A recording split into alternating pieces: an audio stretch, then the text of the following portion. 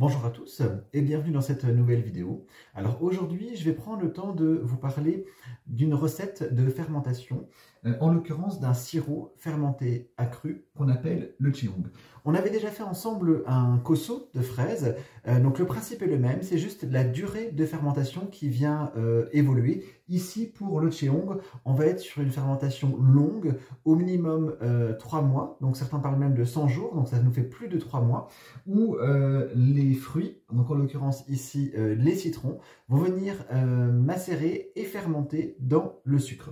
Donc ce qui est intéressant avec cette recette de cheong, c'est que ça va permettre de conserver les fruits. Bon, bien sûr, les citrons ne poussent pas dans mon jardin. Par contre, tous les fruits qui poussent au jardin peuvent être conservés de cette façon-là, dans le sucre pour réaliser un cheong.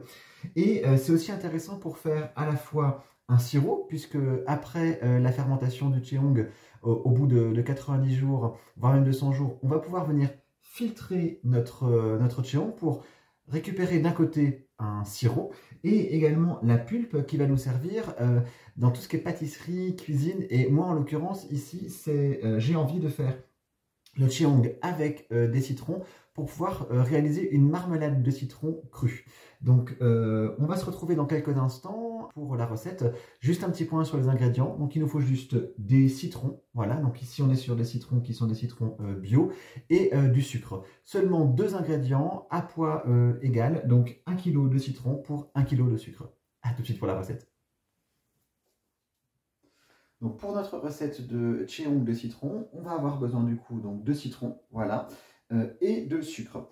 Ce qui est important pour le cheong, c'est qu'on va être sur un poids égal en sucre et en fruits. Donc nous, on va commencer par venir juste ôter le pédoncule de nos citrons et on va venir les couper. Moi, je les garde entiers puisque l'optique, c'est vraiment de pouvoir, une fois que le cheong sera réalisé, de récupérer la pulpe des citrons pour faire une marmelade. Donc dans la marmelade, on garde l'entièreté du citron. Donc là, on fait pareil du coup pour le cheong. On vient juste ôter le pédoncule, la queue et on coupe nos fruits.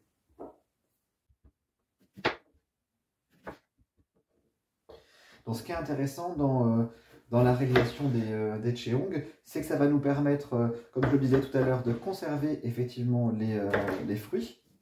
Donc on pourrait très bien imaginer faire un cheong avec des fruits du jardin. Donc par exemple, tous les petits fruits rouges se prêtent très bien à la réalisation des cheong. J'en ai fait également aussi avec de la rhubarbe et ça marche aussi très très bien, voilà, pour la recette de cheong. Donc on coupe nos citrons.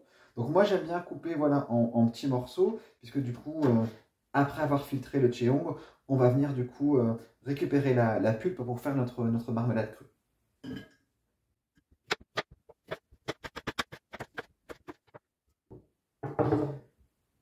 Alors nos fruits sont maintenant coupés. On n'oublie pas de récupérer le jus qu'il y a sur la planche.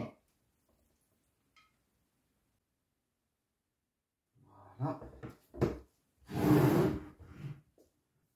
Nos citrons sont maintenant coupés en petits morceaux et mis dans notre bocal. Et on va pouvoir ajouter le sucre. Comme je le disais, on est sur une recette à temps pour temps, c'est-à-dire autant de poids de fruits que de poids de sucre. Donc moi je commence par mettre une petite portion de sucre.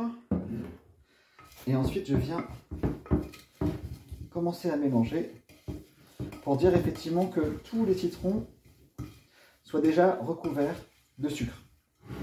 Parce que c'est là que tout se joue effectivement dans la recette. C'est la présence du sucre qui va permettre de faire du coup dégorger les fruits, en l'occurrence les citrons. Et c'est effectivement avec le jus et le sucre que ça va fermenter. Donc c'est important de commencer par venir enrober les citrons de sucre pour être sûr qu'il y ait du sucre partout et éviter ainsi le développement de moisissures qu'on ne cherche pas. Voilà, dans cette fermentation. On voit déjà que rien qu'avec un petit peu de sucre, les citrons commencent à rendre leur jus. Et donc ensuite, on vient couvrir les citrons avec le sucre.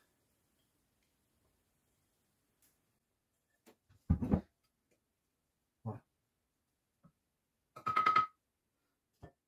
Là, tous les fruits sont recouverts de sucre, comme on peut le voir ici.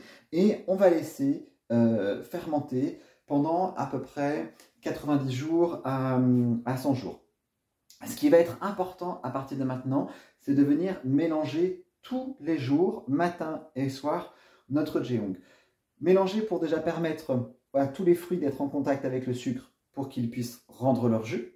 Ensuite, quand la fermentation va évoluer, le sucre va se précipiter vers le fond, les fruits vont remonter. Donc ça va être important de mélanger pour éviter également le potentiel développement de moisissures, puisque ce sera vraiment au contact de l'eau qui va sortir des fruits avec l'air que va pouvoir éventuellement se développer des moisissures. Donc c'est important de toujours venir mélanger, voilà, pour s'assurer que tout le sucre soit bien dissous dans notre Jeong et qu'il n'y ait pas de contact prolongé d'air avec de l'eau qui pourrait entraîner le développement de moisissures.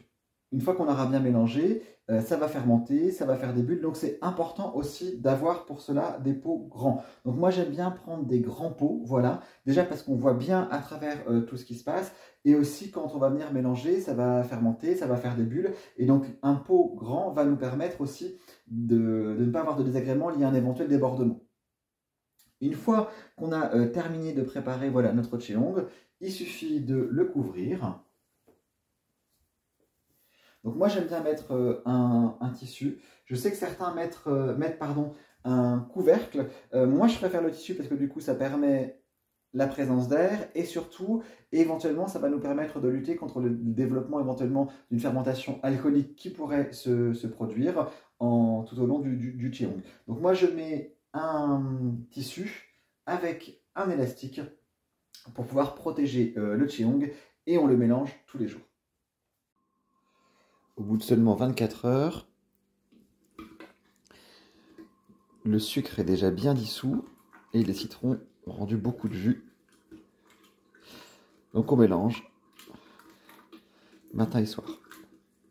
Et ça sent déjà super bon.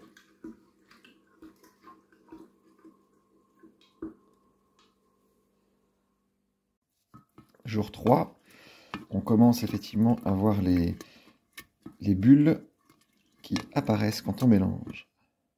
Ça fermente. Notre Jeong de citron est maintenant terminé. On n'a plus qu'à laisser fermenter pendant un peu plus de 3 mois en mélangeant tous les jours, matin et soir. C'est vraiment pour moi l'étape la plus importante. Ça va être de ne pas oublier votre Jeong. Donc il faut vraiment venir le mélanger matin et soir, surtout au début de la fermentation, puisque les citrons, les fruits que vous allez utiliser vont rendre leur jus et ça va être important de bien dissoudre effectivement le sucre dans tout le mélange et éviter qu'il y ait trop de liquide qui reste en surface et qui pourrait éventuellement entraîner le développement de moisissures. Donc comme je vous le disais, on vient couvrir notre Jeong et on met un élastique. Alors moi j'ai longtemps cherché une solution pour pouvoir mettre un élastique. Je mettais des élastiques tout simples au début et ça arrivait parfois que les élastiques cassaient, donc du coup on se retrouvait avec d'éventuelles contaminations. Donc là du coup j'utilise des joints de bocaux. Donc un joint de bocal.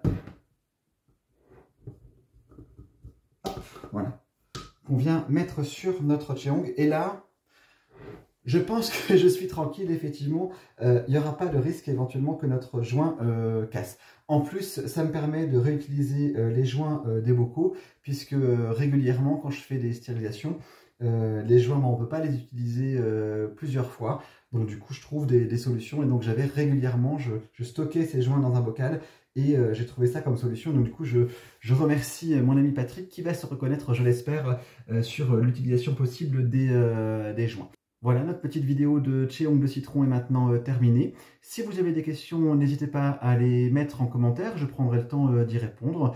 Et je profite également de ce petit moment pour remercier toutes les personnes qui mettent un petit mot, un commentaire sur les vidéos. Ça me fait toujours plaisir et je vous dis à très bientôt pour une prochaine vidéo. Merci beaucoup, au revoir.